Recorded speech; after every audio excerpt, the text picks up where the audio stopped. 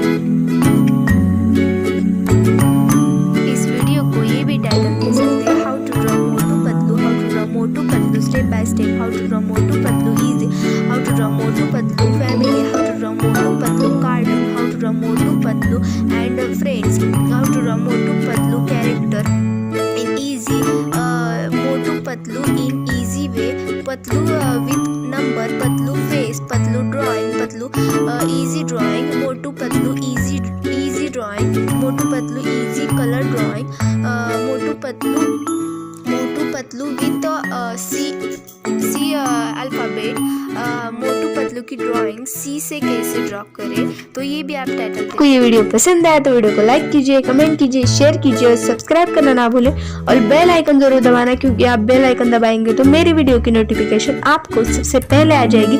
Thank you very much, आपने मेरी full video watch की।